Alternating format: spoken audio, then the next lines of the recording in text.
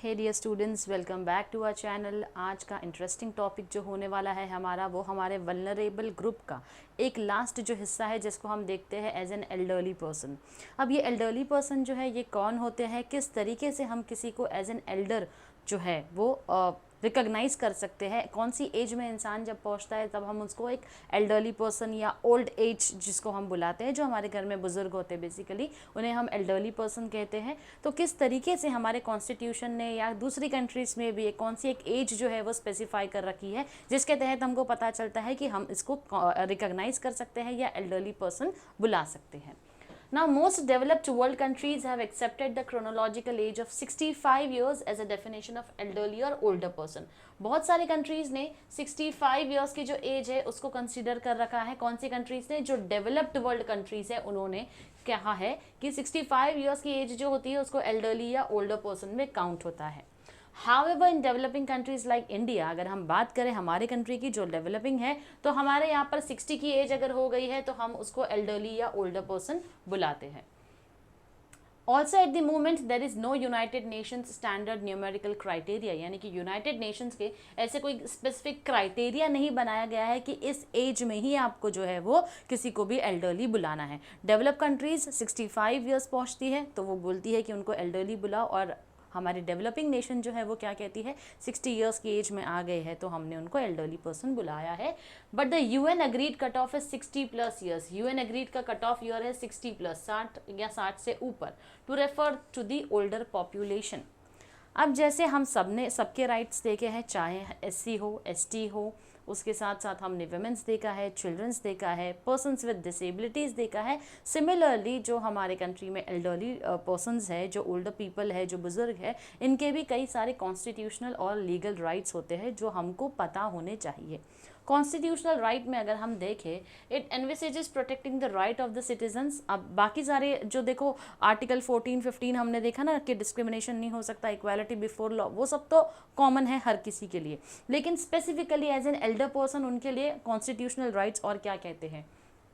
Article 41 कहता है, it directs the states to make effective provisions for securing right to work and public assistance. तो यहाँ पर कहा जाता है कि गवर्नमेंट को एक तो राइट टू वर्क जो है वो देना चाहिए, काम करने की परमिशन जो है वो उनके पास 60 ईयर्स अगर एल्डरली में भी पहुँच गए तो भी है। उसी के साथ साथ पब्लिक असिस्टेंस जो है उनको मिलना चाहिए, गवर्नमेंट की तरफ से हेल्प मिलना चाहिए in certain cases which include old age, यानी अगर वो ओल्ड एज में पहुँच जाते हैं तो उनको असिस्टेंस जो है वो कहाँ से, स्टेट से मिलना चाहिए। देन वी हैव आर्टिकल 46 जो हमको बोलता है, it directs the states to protect the economic interest of the weaker section. अगर financially they are not good, अगर आपने देखा ऐसे कोई बुजुर्ग है जो फाइनेंशियली अच्छे नहीं है, तो कहीं ना कहीं फाइनेंशियली उनके बेहतरी के लिए भी जो है वो क्या किया जा सकता है, स्टेट जो है वो काम करेगी। इस तरीके से आर्टिकल 41 एंड 46 जो है वो इंटरेस्ट प्रोटेक्ट करता है किसका, हमारे कंट्री के एल्डरली पर्सनस का। तो ये तो हमारे दो इंपॉर्टेंट कॉन्स्टिट्यूशनल राइट है बच्चों जो हमने देखे हैं। अब हम देखेंगे हमारे लीगल राइट्स। लीगल राइट्स क्या होते हैं? बेसिकली लीगल राइट जो है वो हमको कहते हैं कि पर्सनल लॉज जो बनाए गए हैं उसके अंदर पेरेंट्स जो कि एक एज में आ जाते हैं तो वो अपना मेंटेनेंस जो है वो क्या कर सकते हैं, लीगल राइट के थ्रू क्लेम कर सकते हैं। Code of criminal procedure and maintenance and welfare of parents and senior citizens act जो है उसके तहत अपना मेंटेनेंस क्लेम कर सकते हैं। इसी के साथ साथ कई सारे प्रोविजंस दिए हैं, जैसे कि इनकम टैक्स एक्ट के तहत उनको कंसेशन मिलता है इनकम टैक्स की फाइलिंग में, विच सीनियर सिटीजन्स आर बेनिफिटेड। तो ये बेनिफिट जो है वो हम सीनियर सिटीजन्स को हमारी कंट्री में देते हैं। अब हम एक एक पर्सनल लॉ देखेंगे कि हर पर्सनल लॉ के अंदर किस तरीके से हमने एल्डरली पर्सन को कवर किया है। अब हिंदू अडॉप्शन और maintenance act 1956, Hindu adoption and maintenance act 1956 जो है उसके अंदर सेक्शन 20, कौन सा सेक्शन? सेक्शन 20 है Hindu adoption and maintenance act 1956। Parents are entitled to claim maintenance from their son as well as their daughter if they are unable to maintain themselves. जो बुज़ुर्ग हैं हमारे घर के, वो चाहे लड़की हो चाहे लड़का हो, दोनों ही क्या कर सकते हैं, दोनों से ही अपना मेंटेनेंस मांग सकते हैं। अगर उनके खुद के पास कोई चीज़ों की कमी है, अपने आप को मेंटेन नहीं कर पाएंगे, सर्वाइवल के लिए कोई तरीका उनके पास नहीं बचता है, तो वो अपने बेटे और बेटी दोनों से ही मेंटेनेंस जो है वो क्लेम कर सकते हैं under section 20 of Hindu adoption and maintenance act 1956। This right extends to both natural and adaptive parents. अब ये जो राइट है वो दोनों ही पेरेंट्स को मिलता है, या तो आपके नेचुरल पेरेंट्स है या तो आपके अडॉप्टिव पेरेंट्स है। अगर पेरेंट्स ने आपको अडॉप्ट भी किया है तब भी ये जो राइट है वो पेरेंट्स के पास होता है। लेकिन अगर हम बात करें स्टेप पेरेंट्स की अगर खुद के बच्चे हैं तो वो अपने स्टेप चिल्ड्रन से मेंटेनेंस नहीं क्लेम कर सकते हैं। स्टेप पेरेंट्स या अडॉप्ट किया है आपको, खुद के बच्चे हैं ऑलरेडी, आपसे वो क्या नहीं कर सकते, आपसे वो मेंटेनेंस क्लेम नहीं कर सकते हैं। खुद के बच्चे हैं तो नहीं कर पाएंगे मेंटेनेंस क्लेम। ओके, ये हमारा Hindu adoption and maintenance act के अंदर सेक्शन 20 हमको बोलता है। अब हम बात करेंगे मुस्लिम पर्सनल लॉ की। Now under Muslim personal law both son and daughter are bound to maintain the parents who are poor if they have means to do so. अगर पेरेंट्स के पास नहीं है, अपने आप को मेंटेन नहीं कर पाएंगे, तो लड़का और लड़की दोनों ही क्या करेंगे, पेरेंट्स का देखभाल जो है वो मेंटेनेंस जो है वो देना अनिवार्य है, ज़रूरी है। लेकिन अगर हम बात करें अडॉप्शन की, तो क्योंकि मुस्लिम कम्युनिटी में अडॉप्शन जो है वो एग्जिस्ट नहीं करता है, ऐसा कोई कॉन्सेप्ट नहीं है, क्योंकि वो इस्लाम जो है वो इसको नहीं मानता है अडॉप्शन को, इसीलिए personal law is silent on the right to maintenance of adoptive parents. तो इसीलिए अगर कोई आपको किसी ने अडॉप्ट किया होगा तो डेफिनेटली मुस्लिम लॉ के अंडर बिल्कुल भी नहीं आता है कि आप अपने पेरेंट्स का मेंटेनेंस देखो, क्योंकि अडॉप्शन जैसा क्राइटेरिया जो है वो मुस्लिम लॉ फॉलो नहीं करता है। फिर आता है क्रिश्चियन एंड पारसी लॉ। अच्छा, मुस्लिम लॉ है, मुस्लिम पर्सनल लॉ है, Hindu adoption and maintenance act हमने देख लिया। क्रिश्चियन एंड पारसी लॉ हमको क्या बोलता है कि कोई भी पेरेंट्स जो है वो क्रिश्चियन एंड पारसी लॉ के अंडर अगर आते हैं, मतलब इस कम्युनिटी को बिलोंग करते हैं, तो वो लोग अपना मेंटेनेंस अपने बच्चों से नहीं मांग सकते। ये क्रिश्चियन और पारसी लॉ हमको कहता है।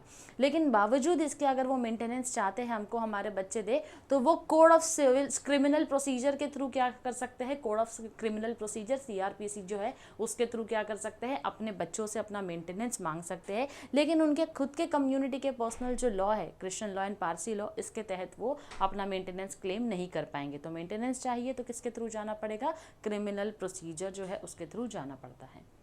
अब code of criminal procedure, parents irrespective of the community they belong can claim maintenance from the children son and daughter including married daughter under section 125 of CRPC। तो CRPC का सेक्शन कौन सा है, यहाँ पर सेक्शन याद रखना, सेक्शन 125 ऑफ CRPC। चाहे आपकी बेटी की शादी ही क्यों ना हो गई हो, बावजूद इसके आप उससे मेंटेनेंस क्लेम कर सकते हो CRPC के through. The children must have sufficient means to maintain their parents. अब बच्चों के पास भी सफिशिएंट मीन्स यानी कि होना चाहिए कुछ पेरेंट्स के मेंटेनेंस को देने, उनकी खुद की भी एक अच्छी इनकम होनी चाहिए जिससे कि वो दे रहे हैं। अगर आपकी डॉटर की शादी हो गई, ऑलरेडी वो हाउस वाइफ है, तो आप उसके हस्बैंड से क्लेम नहीं कर सकते उसका मेंटेनेंस, राइट। सिमिलरली अगर आपका बेटा है, उसके पास जॉब ही नहीं है, कुछ करता ही नहीं है, तो आप उससे मेंटेनेंस क्लेम नहीं कर पाएंगे। तो उनके खुद के पास भी रिसोर्सेज की अवेलेबिलिटी होनी चाहिए और पेरेंट्स के पास उस रिसोर्स की कमी होना चाहिए जो अपना मेंटेनेंस क्लेम कर रहे हैं as per under section 125 of CRPC। Now maintenance and welfare of parents and senior citizens act 2007 हमको क्या बोलता है, ये एक्ट जो है वो मेंटेनेंस देने की बात करता है किसको, सीनियर सिटीजन्स को, ताकि उनको जो हमने अलग कर रखा है, हमने उसको उनका आधार जो छीन रखा है उनसे, आधार मतलब आधार कार्ड नहीं, बेसिकली जो आसरा हम किसी को देते हैं, किसी से आसरा अगर छीन लिया, निराश्रय कर लिया हमने किसी को, जिसको हम डेस्टिट्यूशन कहते हैं, तो अगर हमने उनका आसरा उनसे छीन लिया तो कहीं ना कहीं ये एक्ट कहता है कि उनका मेंटेनेंस जो है वो ज़रूरी है, किसका, एल्डरली पर्सन को मेंटेनेंस देना ज़रूरी है। Now it also seeks to protect the life and property of the senior citizens। अब यहाँ पर सिर्फ और सिर्फ मेंटेनेंस नहीं दे रहे हैं, हम ये नहीं सोचेंगे कि 60 साल हो गई मतलब ज़िंदगी जी ली, अब मर भी जाए तो चलेगा, ऐसा नहीं है। हमको उनकी लाइफ भी क्या करनी है, प्रोटेक्ट करनी है, उनकी प्रॉपर्टी भी क्या करनी है, सीनियर सिटीजन्स की प्रोटेक्ट करनी है इस एक्ट के through. It envisages setting up old age homes in every district.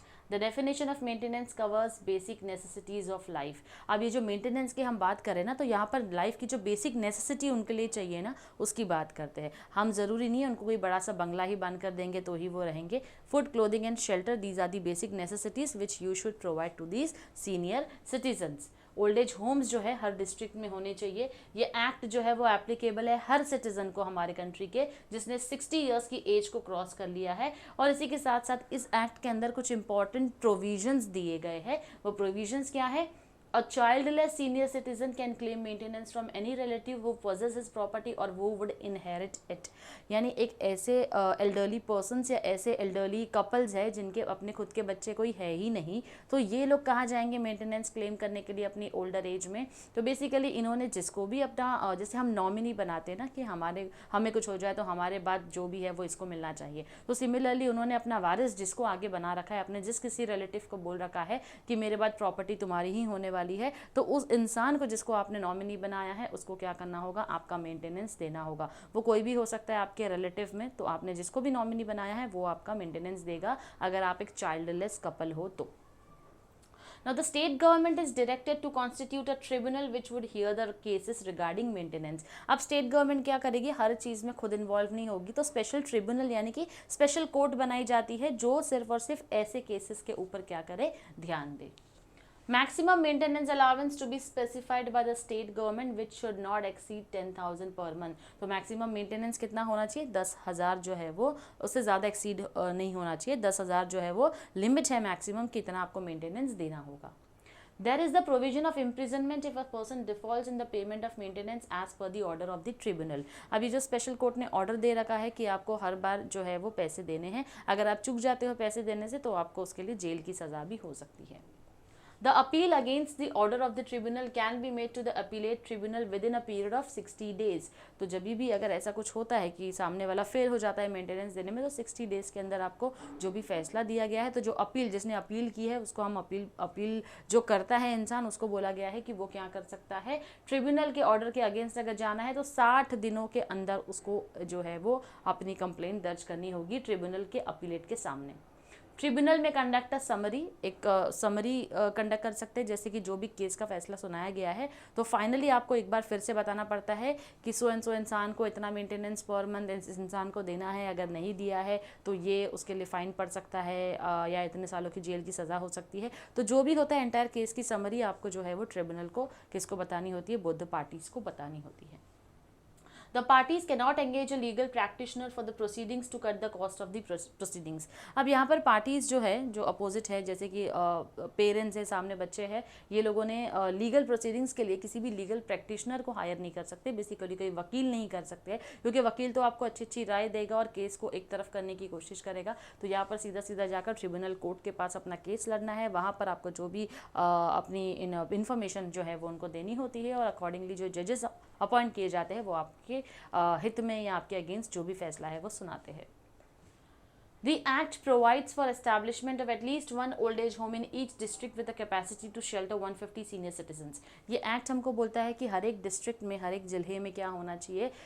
जो हमारा ओल्ड एज होम है वो होना चाहिए जिसके अंदर 150 ओल्ड पीपल की कैपेसिटी जो है वो होनी चाहिए। तो शेल्टर होम्स हम इनको बुलाते हैं जो सीनियर सिटीजन्स के लिए होते हैं। Now, a senior citizen can also cancel the transfer of his property by will or gift by applying to the tribunal. अब एक सीनियर सिटीजन जिसने सोचा है कि चलो मैं अपनी प्रॉपर्टी किसी को देना चाहता हूँ, अगर आप चाहते हो उसको कैंसिल करना तो आपको ट्रिब्यूनल को, स्पेशल कोर्ट को इन्फॉर्म करना होगा और इन्फॉर्म करके आप अपनी प्रॉपर्टी का जो ट्रांसफ़र है वो कैंसिल करवा सकते हैं। The Act prescribes punishment for the abandonment of parents or senior citizens by a person who is liable to take care of them. अब ये एक्ट जो है उन लोगों को पनिशमेंट भी देगा जिन्होंने अपनी जिम्मेदारी अपने पेरेंट्स की तरफ जो है वो नहीं निभाई है, तो डेफिनेटली उनके लिए पनिशमेंट भी तय है इस एक्ट के थ्रू।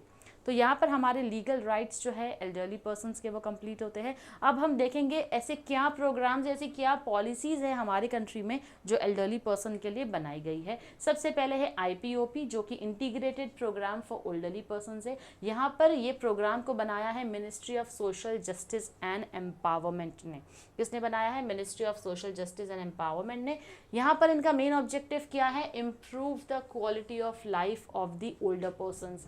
जितने भी बुजुर्ग हैं हम उनकी क्वालिटी ऑफ लाइफ को इम्प्रूव करना चाहते हैं, उनको बेसिक अम्यूनिटीज़ देना चाहते हैं। Basic amenities food, clothing and shelter, थोड़ी बहुत एंटरटेनमेंट फैसिलिटीज़ भी दे सकते हैं क्योंकि एंटरटेनमेंट भी थोड़ा बहुत ज़रूरी है उनके हेल्थ के लिए, उनकी मेंटल हेल्थ के लिए। Okay, This program also aims at encouraging productive and active aging through providing support for capacity building of government, non government organisation, panchayati raj institution, local bodies and community at large. तो ये programme जो है वो क्या M करता है, basically हम चाहते हैं प्रोडक्टिव एंड एक्टिव एजिंग रहे, यानी जो भी अपनी एज में जिनकी एज जो है वो धीरे धीरे बढ़ते जा रही है एल्डरली की तरफ, तो कहीं ना कहीं हम चाहते हैं कि यहाँ पर वो लोग अपना थोड़ा खास ख्याल रखें, अपने आप को और ज़्यादा प्रोडक्टिव बनाएं। अगर आपके अंदर ऐसा कोई हुनर है जिसके थ्रू आप कुछ अर्न कर सकते हैं अपने लिए, तो हम वो भी जो है वो सपोर्ट करते हैं ऐसे एल्डरली पर्सनस को। Then we have assistance. अब इस स्कीम के अंडर असिस्टेंस जो है, हेल्प जो है वो क्या मिलती है?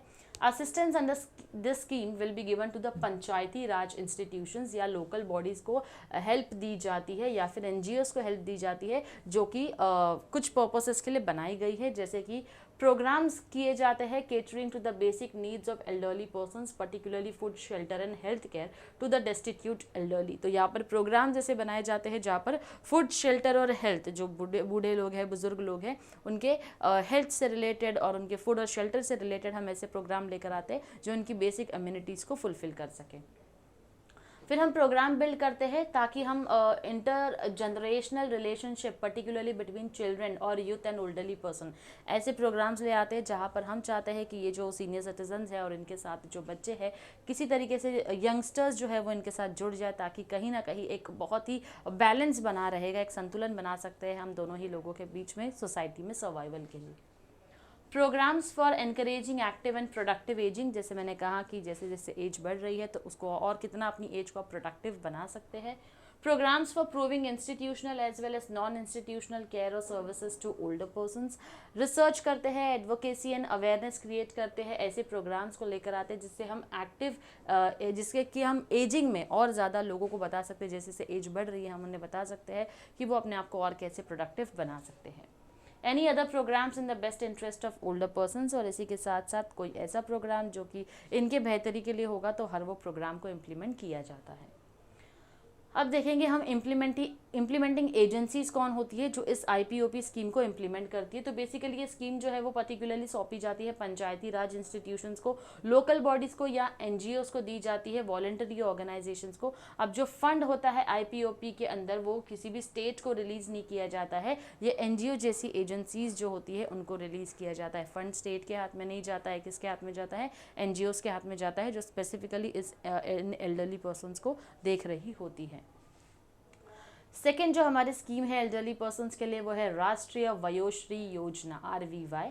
This scheme is run by ministry of social justice and empowerment. Again ये स्कीम वापस से कौन रन करता है? Social justice, ministry of social justice and empowerment. Now this is a central sector scheme funded from the Senior Citizens Welfare Fund। अब ये एक ऐसी स्कीम है जो कि सीनियर सिटीजन्स वेलफेयर फंड के थ्रू क्या की गई है, ये स्कीम जो है वो इंट्रोड्यूस की गई है। The fund was notified in the year 2016। All unclaimed amounts from small savings account PPF and EPF are to be transferred to this fund। यानी कि अब इनके जो वेलफेयर के लिए फ़ंड बनाया गया है सीनियर सिटीजन्स के लिए बेसिकली, तो वो अमाउंट जो स्मॉल सेविंग्स अकाउंट से होता होगा, PPF पब्लिक प्रोविडेंट फंड से, EPF से होता है एम्प्लॉय प्रोविडेंट फंड से, वो सारा का सारा फंड जो है वो ट्रांसफ़र किया जाता है किसके लिए? हमारे जो सीनियर सिटीजन्स हैं उनके लिए। Under the RVY scheme, aids and assistive living devices are provided to senior citizens belonging to BPL category। इस स्कीम के अंदर ऐसे कोई भी डिवाइसेस अगर सीनियर सिटीजन्स को ज़रूरत पड़ती है जो कि बिलो पॉवर्टी लाइन कैटेगरी को फॉल करते हैं, तो हम उनको वो असिस्टेंस भी देते हैं, वो डिवाइसेस भी प्रोवाइड करते हैं। जैसे कि कुछ एज रिलेटेड डिसेबिलिटीज़ जो है वो फॉर्म होती है, जैसे कि दिखाई नहीं देता है, अगर लो विजन है तो हम चश्मा जो है वो उनको देते हैं। हियरिंग इम्पेयरमेंट है, सुनाई नहीं देता है, तो हियरिंग एड उनको दी जाती है। लॉस ऑफ टीथ, अगर दांत नहीं है या दांत जो है वो टूट चुके हैं तो जो हम डेंटल सेट बनाते हैं वो उनको बनाकर दे सकते हैं। लोकोमोटर डिसेबिलिटीज़ हो जाती है तो ऐसे प्रॉब्लम्स का सल्यूशंस जो है वो हम उनको प्रोवाइड करते हैं, जैसे कि वॉकिंग स्टिक्स दे देना, एल्बो क्रचेस दे देना, वॉकर्स देना, ट्राईपॉड्स देना, हियरिंग एड्स देना, व्हील चेयर्स देना, आर्टिफिशियल डेंचर्स हम देते हैं, स्पेक्टिकल्स यानी चश्मा हम देते हैं। Are provided to eligible beneficiaries, उनको देते हैं जिनको एक्चुअल में उनकी ज़रूरत है। The scheme is being implemented by artificial limbs manufacturing corporation of India. तो एलिम्को जो है, जो ये मैन्युफैक्चर करती है, which is a public sector undertaking under the ministry of social justice and empowerment. तो ये जो स्कीम है वो इम्प्लीमेंट किया है एलिम्को ने, जो कि एक पब्लिक सेक्टर के अंडर एक ऑर्गेनाइजेशन है जो ये सारे डिवाइसेस जो है वो बनाती है।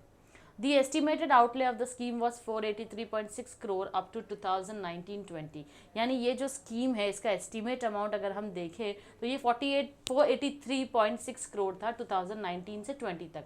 Now the scheme was implemented in 325 districts। अब ये जो स्कीम है कहाँ कहाँ इम्प्लीमेंट हुई है, RVY की स्कीम 325 डिस्ट्रिक्ट जिलों में हुई है, जिससे कि 70,939 बेनिफिशरीज जो है इसका फ़ायदा ले पाए हैं older senior citizens by Jan 2019 तक।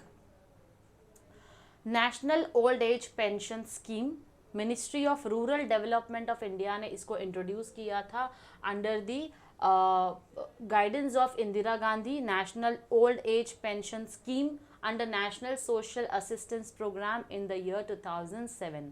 अब ये जो हमारी स्कीम है, it is also called as national old age pension scheme. The national old age pension scheme aims to provide social protection to the eligible beneficiaries। तो basically ये scheme क्या चाहती है, हम सोशली प्रोटेक्शन जो है वो देना चाहते हैं जो इसके बेनिफिशियरी है। कौन है बेनिफिशियरी? हमारे सीनियर सिटीजन्स। अब इसके कुछ फीचर्स हैं। Main features of Indira Gandhi national old age pension schemes are, under IGNOAP scheme senior citizens of India will receive monthly pension. जो सीनियर सिटीजन है हमारी कंट्री के, उनको मंथली पेंशन अमाउंट मिलेगा। Scheme is a non-contribution pension. It means that the beneficiary does not have to contribute any amount to receive the pension। अब ये एक non contribution है, यानी कि जब आप अपने जवानी के दौर में थे तो आपने अपने बुढ़ापे के लिए फंडिंग करके रख दिए, ऐसा कुछ भी नहीं है। अगर आपने नहीं भी कोई कॉन्ट्रीब्यूशन दिया था तब भी आप इस स्कीम के लिए एलिजिबल हो जाते हो। अब इसके लिए एलिजिबिलिटी क्राइटेरिया क्या है वो ज़रूरी है। एज ऑफ द एप्लीकेंट, चाहे मेल हो चाहे फीमेल हो, 60 ईयर्स या उससे ज़्यादा होनी चाहिए। Applicant must belong to household living below poverty line according to the criteria prescribe by the government. यानी इस स्कीम के अंडर अगर आप आना चाहते हो तो आपका जो हाउसिंग लिविंग होगा वो BPL बिलो पॉवर्टी लाइन के अंडर अगर आप आते हो तो ही आप इस स्कीम के लिए एलिजिबल हो। Applicant must be destitute and having no regular source of financial support from family members। यानी कोई सहारा उनका नहीं है, कोई सोर्स ऑफ इनकम नहीं है, कोई फैमिली मेम्बर से उनको फाइनेंशियल सपोर्ट नहीं है, तभी वो इस स्कीम के लिए एलिजिबल होते हैं। BPL widows and BPL persons with severe and multiple disabilities in the age group of 60 to 79 years are not eligible for this scheme। अब वो लोग BPL widows, below poverty line के अंडर जो widows, जो विधवा औरतें होती है वो, या बिलो पॉवर्टी लाइन के अंदर कोई भी पर्सन जिसको मल्टीपल डिसेबिलिटी हो गई, मल्टीपल डिसेबिलिटी, एक से ज़्यादा डिसेबिलिटी हो गई, जिसका एज ग्रुप 60 से 79 ईयर्स के अंडर आता है, वो लोग इस स्कीम के लिए एप्लीकेबल नहीं होते हैं। अब अमाउंट ऑफ पेंशन कितना मिलता है? Central assistance of ₹300 per month, ₹200 by central government, 100 by state government is provided to person in the age group of 60 to 79 years and ₹500 per month to person of 80 years in above. तो 300 रुपया जो है, जिसमें से 200 central government, 100 state government देती है। किसको देती है? जो 60 से 79 ईयर्स के बीच में होते हैं। और 500 पर मंथ किसको मिलता है? जो 80 ईयर्स एंड उसके अबाव की एज को बिलोंग करते हैं। तो ये हमारी स्कीम थी जो कि हमने देखी है, national, that was a pension scheme that we have seen, Indira Gandhi national old age pension scheme. Okay, the next scheme that we have is Varishta Pension Bima Yojana। This scheme is again, it is run by Ministry of Finance। VPBY was the first launch in 2003 और relaunch किया गया 2014 में। ये एक social security scheme है हमारे senior citizens के लिए, जिसका इंटेंशन यही है कि हम minimum pension on a guaranteed minimum return on the subscription amount देना चाहते हैं। So basically this scheme is implemented through life insurance corporation of India, which is paid the difference between the actual yield earned by the LIC on the funds invested under the scheme and the assured return of 9% committed by the government. यानी कि आपने एक LIC की policy ले रखी है अपनी old age के लिए, वो पॉलिसी के थ्रू आप कुछ पैसे जो है वो जमा कर रहे हो और फिर यहाँ पर गारंटी होती है गवर्नमेंट की कि 9% रिटर्न्स आपको एक एज के बाद उस पर मिलते हैं। Now both the schemes VPBY 2003 and 2014 were closed for future subscriptions. However, policies sold during the currency of policy are being serviced as per the commitment of guaranteed 9% return announced by the government under this scheme। हालांकि ये scheme जो है वो later on उसके subscriptions जो है वो बंद कर दिए गए, लेकिन बंद होने के बावजूद भी क्या बोला गया है, सब्सक्रिप्शन अभी आप सब्सक्राइब इस स्कीम के लिए नहीं कर पाओगे, लेकिन जिसको गारंटी दे दी गई थी कि 9% रिटर्न आपको मिलेगा, उनको 9% रिटर्न मिलकर ही रहेगा इस स्कीम के अंडर। नेक्स्ट, प्रधानमंत्री वय वंदना योजना PMVVY, वय मराठी में एज को हम वय बुलाते हैं, इसलिए प्रधानमंत्री वय Vandana Yojana was launched in May 2017 to provide social security। Again most of the schemes जो है वो सोशल सिक्योरिटी के लिए ही बनी है, हमारे ओल्ड एज के लिए। This is a simplified version of VPBY and was to be implemented by LIC of India. तो ये हमारे VPBY स्कीम जो है वो उसका क्या है, सिंपल वर्जन है। अगेन LIC ऑफ इंडिया ने क्या किया, इसको इम्प्लीमेंट किया। अब इस स्कीम के तहत on payment of an initial lump sum amount ranging from ₹1,50,000 for a minimum pension of 1,000 per month to a maximum of ₹7,50,000 for a maximum pension of 5,000 per month. यानी कि अगर आप ये स्कीम लेते हैं LIC के अंदर तो आपको क्या करना होगा, यानी कि आप जो है मिनिमम पेंशन अगर आपको 1,000 चाहिए पर मंथ तो 1.5 लाख भरना होगा, तो जाके आपको हर मंथ 1,000 जो है वो मिलेगा। मैक्सिमम ऑफ ₹7,50,000 आप दे सकते हैं, जिसके तहत आपको 5,000 पर मंथ मिलता रहेगा। Subscriber will get an assured pension based on a guaranteed rate of return of 8% per annum, payable monthly, quarterly, half yearly, annually। यानी जो सब्सक्राइब करता है इस स्कीम के लिए, तो आप अगर अपने मतलब बेसिकली जब आप वर्किंग हो, ऐसी स्कीम्स के लिए अप्लाई करते हो, सब्सक्राइब करते हो, तो यहाँ पर गारंटी है कि आपको रेट ऑफ रिटर्न जो है वो 8% per annum payable, per annum यानी पर ईयर आपको 8% मिलेगा। अब डिपेंड करता है, वो मंथली भी हो सकता है, क्वार्टरली भी हो सकता है, हाफ ईयरली भी हो सकता है, एनुअली भी हो सकता है। Duration of the scheme will be for a period of 10 years and the scheme was opened for subscription for a period of 1 year। अब ये जो ड्यूरेशन रहेगा इस स्कीम का, ये कब तक के लिए रहेगा, 10 साल के लिए रहेगा, लेकिन सब्सक्राइब करने के लिए आपको जो टाइम दिया गया था वो कितना था, 1 ईयर का था, यानी कि 4 मई 2017 से 3 मई 2018 तक। It was further extended to 31 March 2023, यानी 2023 तक, हमारे 31 मार्च 2023 तक इस स्कीम के लिए हमने सब्सक्रिप्शन जो है वो ओपन रखा था। तो जो चाहे अपने आप को स्कीम के अंदर रजिस्टर करवा सकता है, जिसके बाद में एक ओल्ड एज में पहुंचने के बाद आपको अपने ही इन्वेस्ट किए पैसों से वो पेंशन जो है वो मिलती रहेगी।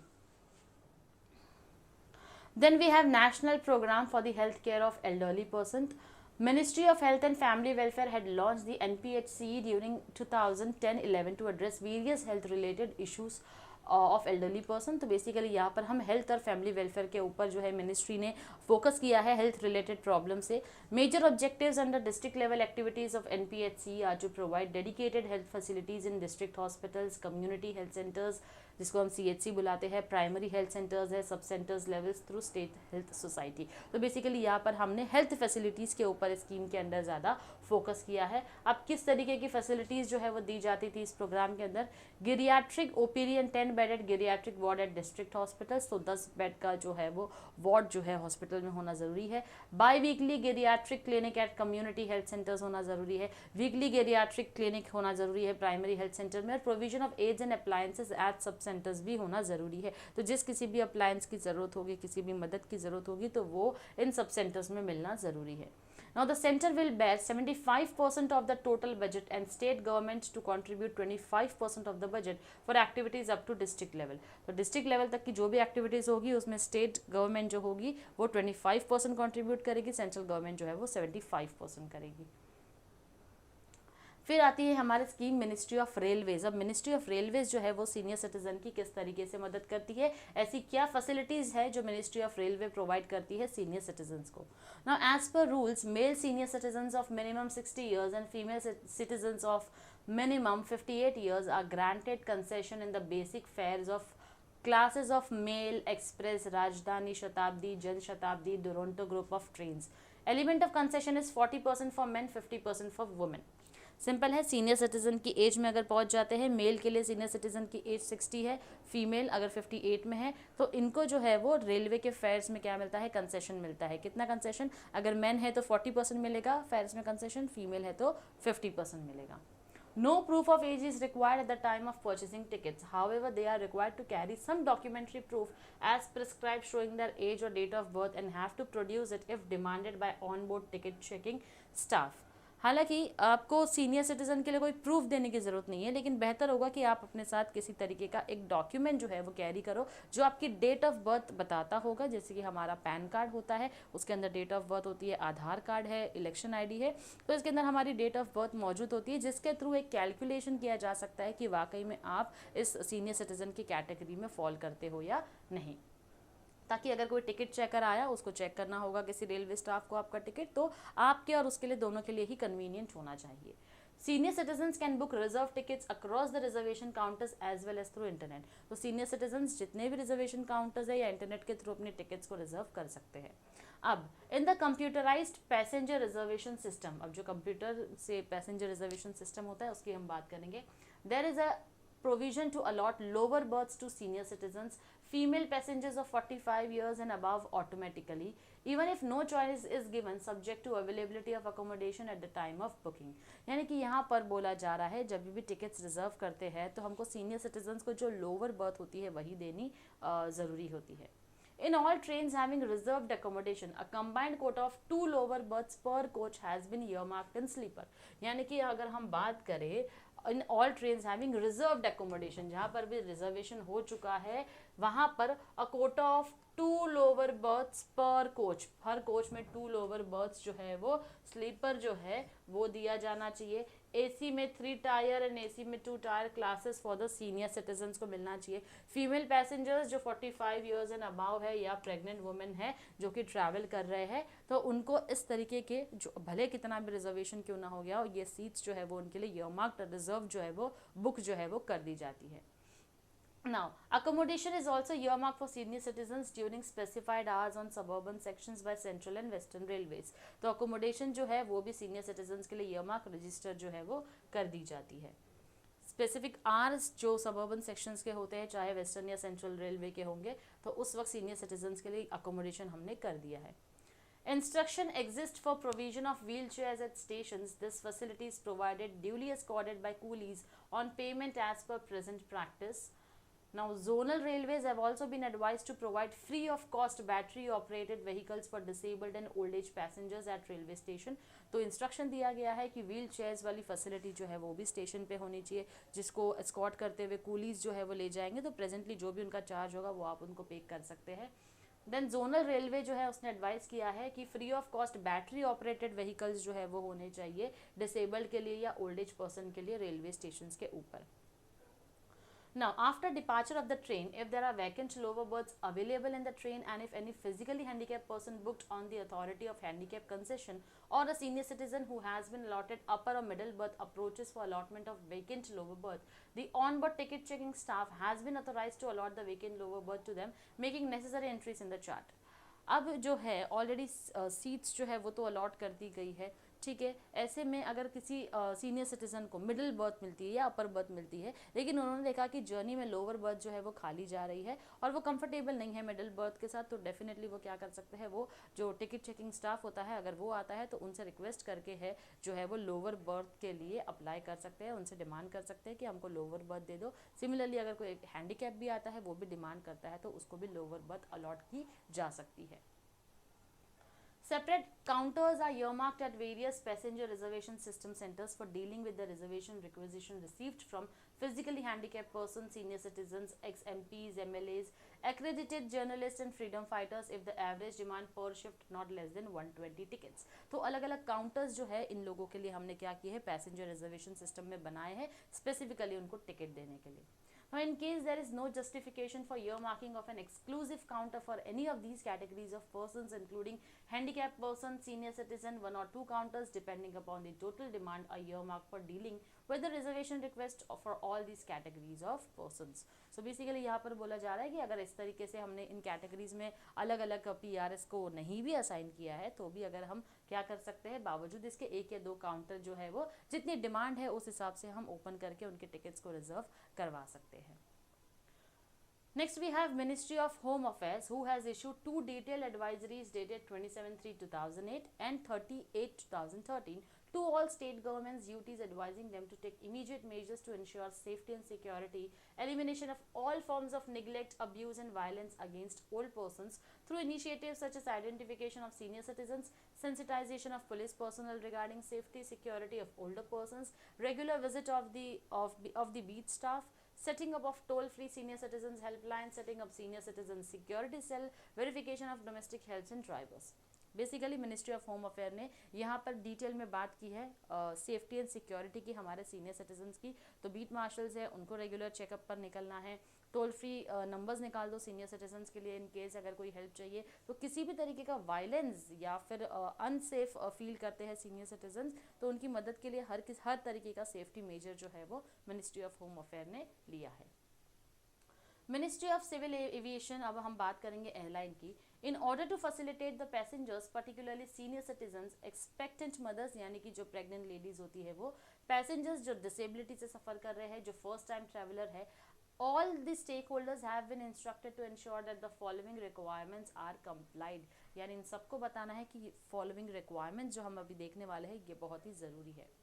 Now airline or airport operator shall ensure provision of automated buggies free of charge for all senior citizens, buggies free of charge for all senior citizens in the terminal building to facilitate their access to boarding gates located beyond reasonable walking distance at all airports having annual aircraft movements of 50,000 or more। This facility may be extended to other needy passengers on demand basis free of charge. यानी कि यहाँ पर बोला जा रहा है जो भी सीनियर सिटीजन्स हैं उनके लिए फ्री बुगीज़ जो है उसका इंतज़ाम करना है, ऑटोमेटेड होनी चाहिए, क्योंकि वॉकिंग डिस्टेंस अगर ज़्यादा होगा तो इतना हम सीनियर सिटीजन्स को चला कर नहीं ले जाएंगे। तो बुगीज़ जो है वो वहाँ पर फ्री ऑफ चार्ज अवेलेबल होनी चाहिए, जो कि वॉकिंग डिस्टेंस को कवर कर पाए सारे के सारे एयरपोर्ट्स पर। ऐसे एयरपोर्ट्स जिसका एनुअल एयरक्राफ्ट मूवमेंट जो है वो 50,000 या उससे ज़्यादा होता है। ये फैसिलिटी अगर कोई भी नीडी पैसेंजर है उनको भी उनकी डिमांड पर उनको भी दिया जा सकता है फ्री ऑफ कॉस्ट में। Airport operators shall provide small trolleys after security check for carriage of hand baggage permitted as per regulation up to the boarding gate। यानी कि एयरपोर्ट ऑपरेटर्स जो है वो छोटी ट्रॉली जो है वो दे सकते हैं कहाँ पर, सिक्योरिटी चेक पे। अगर कोई हैंड बैगेज है, कोई कैरेज है तो वो ले जाया जा सकता है कहाँ तक, बोर्डिंग गेट तक। Airport operator shall adequately display information regarding availability of automated bogies and small trolleys in the terminal building at prominent location, including do's and don'ts regarding the same। This shall be published on the website of the airport operator। अब यहाँ पर जो भी automated बुगीज़ है उससे related जितनी भी information है वो आपको डिस्प्ले करके रखनी है। कहाँ पर, टर्मिनल बिल्डिंग में और प्रोमिनेंट लोकेशन, ऐसी लोकेशन जहाँ पर इजीली जो है वो ये लोग जो है वो देख पाए, डायरेक्शंस को देख पाए और प्रॉपर उसके अंदर इंस्ट्रक्शन भी होने चाहिए। या फिर अपनी एयरपोर्ट ऑपरेटर जो है वो अपनी वेबसाइट पर भी ये इन्फॉर्मेशन को पब्लिश कर सकते हैं। एयर इंडिया जो है वो 50% डिस्काउंट देता है सीनियर सिटीजन को highest economic class basic fair में। डिस्काउंट जो है वो दिया जाता है उनको जिन्होंने 63 ईयर्स ऑफ एज जो है वो कंप्लीट कर ली है अपने basically on the date of commencement of journey. जिस दिन आपकी जर्नी है, अगर आप ऑलरेडी मतलब उसके पहले भी अगर आपकी 63 ईयर्स की एज कंप्लीट हो चुकी है तो 50% डिस्काउंट आपको मिलता है। Senior citizens can also avail multi-level fares offered by Air India on each sector for travel and domestic sectors, starting from a low-level advance purchase fares which facilitate early selling to the highest one। तो senior citizens जो है वो multi-level fares जो है वो भी offer करता है उनको Air India on each sector, हर एक सेक्टर में, चाहे वो डोमेस्टिक सेक्टर की बात करें, चाहे हम यहाँ पर low level advance purchase fares भी देखते हैं जो कि अर्ली सेलिंग यानी कि पहले मिलेगा उनको, जिनको पहले मिलेगा उनको सबसे हाईएस्ट में मिल जाएगा। Next we have ministry of finance, 4 new tax benefits from the financial year 2018-19 जो इनको मिला है। स्टैंडर्ड डिडक्शन इनको मिलता है। This change is not specifically for senior citizens, for all salary earners. Her salary earner को जो है स्टैंडर्ड डिडक्शन मिलता है। Those who are getting pension income can take benefit of this provision since pension also gets counted as a salary from taxation point of view। जिनको pension मिलती है उनकी pension as salary count की जाती है taxation point of view से, तो उनको भी स्टैंडर्ड डिडक्शन मिलता है। कितना? 40,000 का standard deduction can now be claim from the pension or salary income. This is actually a replacement of transport and medical allowance that salary people use to get in their salary, but since pensioners do not get such allowances they can claim standard deduction. अब ये जो 40,000 जो है ये claim किया जा सकता है किसमें, पेंशन या सैलरी इनकम में। ये वो अमाउंट है, ये रिप्लेसमेंट है किसका, ट्रांसपोर्ट और मेडिकल अलाउंस का, जो कि सैलरीड लोग होते हैं ना उनको मिला करता था अपनी सैलरी में, लेकिन ये जो है पेंशनर्स को नहीं मिलता है, इसीलिए ये स्टैंडर्ड डिडक्शन के अंदर क्लेम कर सकते हैं। नेक्स्ट आता है हमारा health insurance premium section 80D। Now with the rising health treatment cost which are impacting the health insurance premiums in all age slabs, tax benefit दिया जा सकता है सेक्शन 80D के अंदर, जो कि सीनियर सिटीजन को 30,000 से 50,000 तक का टैक्स बेनिफिट देता है। This benefit can be claimed by any SSC if he or she is paying health insurance premium for self. अब ये बेनिफिट कोई भी क्लेम कर सकता है जो अपना हेल्थ इंश्योरेंस पे कर रहा है एज सीनियर सिटीजन, या अपने पेरेंट्स का जो कि सीनियर सिटीजन है उनका हेल्थ इंश्योरेंस पे कर रहा है, तो अंडर सेक्शन 80D के अंदर उनको क्या मिलता है, डिडक्शन मिलता है। Total benefit also includes preventive health checkup cost of ₹5,000। तो प्रिवेंटिव हेल्थ चेकअप कॉस्ट जो है वो भी बेनिफिट 5,000 का उनको मिल जाता है। अब हम बात करेंगे हमारे इंटरेस्ट इनकम की, section 80TTB। This is a new section inserted into the income tax act. It is a sort of extension of section 80TTA where ₹10,000 from savings bank account interest is exempted for all SSCs. New section is meant for senior citizens interest income earned from bank and post office savings and fixed deposit. Here they can claim a deduction of 50,000 or the interest on whichever is less. तो section 80TTA का जो है ये extension है, जहाँ पर savings bank account से जो है वो इंटरेस्ट जो है वो एग्जेम्प्ट किया जाता है। कितना इंटरेस्ट एग्जेम्प्ट किया जाता है, ऑफ 10,000। अब ये न्यू सेक्शन बनाया गया है सीनियर सिटीजन्स की बेहतरी के लिए, उनके इनकम के लिए, वो इनकम जो अर्न करते हैं बैंक से या पोस्ट ऑफिस की सेविंग्स के या अपने फिक्स डिपॉजिट से, तो यहाँ पर वो डिडक्शन क्लेम कर सकते हैं 50,000 का इंटरेस्ट अर्न के ऊपर, या जो भी दोनों में से कोई भी कम होगा वो। लास्ट आता है हमारा मेडिकल ट्रीटमेंट एक्सपेंस, जो कि सेक्शन 80DDB के अंदर आता है। ये सेक्शन ऑफर करता है हमको deduction in respect of expenses done in a financial year on specified diseases for self or an dependent children, spouse, parents, brother or sister. तो आपने जो भी खर्चा फाइनेंशियल ईयर में जो किया होगा डिजीजेस के ऊपर, बीमारियों के ऊपर, हेल्थ से रिलेटेड, तो कहीं ना कहीं ये खर्चा अगर आपने अपने डिपेंडेंट चिल्ड्रन के ऊपर किया है, जो आपके ऊपर डिपेंडेंट है उन पे किया है, अपने पार्टनर पे किया है, अपने पेरेंट्स पे किया है, अपने भाई बहनों के ऊपर किया है, तो वो मेडिकल ट्रीटमेंट एक्सपेंस में काउंट होता है। Now, earlier the deduction was different for senior citizens and super senior citizens was limited to 60,000 to 80,000 respectively. पहले डिडक्शन 60,000 से 80,000 तक का था, but from financial year 2018 and 19 से ये डिडक्शन जो है वो बढ़कर अभी 1 लाख हो गया है। Actual amount spent which ever is less for both the categories, यानी कि यहाँ पर अब जो है वो 18-19 से क्या हो गया, चेंजेस आ गए। अब पहले डिडक्शन जो होता था 60 से 80,000 तक का था, अब जो डिडक्शन है वो 1 लाख या उससे जो भी कम होगा वो अमाउंट इस दोनों ही कैटेगरी में काउंट होता है। तो इस तरीके से मिनिस्ट्री जो है हमारे सीनियर सिटीजन्स को कई सारे एग्जेम्पशंस भी देती है इनकम टैक्स के अंदर, चाहे हेल्थ फैसिलिटीज़ हो, मेडिकल फैसिलिटीज़ हो, कई सारे बेनिफिट्स हमारे एल्डरली पर्सन्स को दिए हैं। तो इस तरीके से हम कह सकते हैं एक फॉर्म ऑफ रिड्रेसल मैकेनिज्म है जो गवर्नमेंट फॉलो करती है हमारे कंट्री के सीनियर सिटीजन्स के प्रोटेक्शन के लिए, प्रमोशन के लिए, एक्टिव एजिंग के लिए, जो हमने आज हमारे इस लेक्चर में देखे हैं। नेक्स्ट मैं देखूंगी किस तरीके से हमारे सीनियर सिटीजन्स के राइट्स को, ह्यूमन राइट्स को वायलेट किया जाता है, डिटेल में हम पढ़ेंगे उसके बारे में। मिलती हूँ आपसे अपने नेक्स्ट लेक्चर में। Till then stay tuned to our channel. Thank you very much.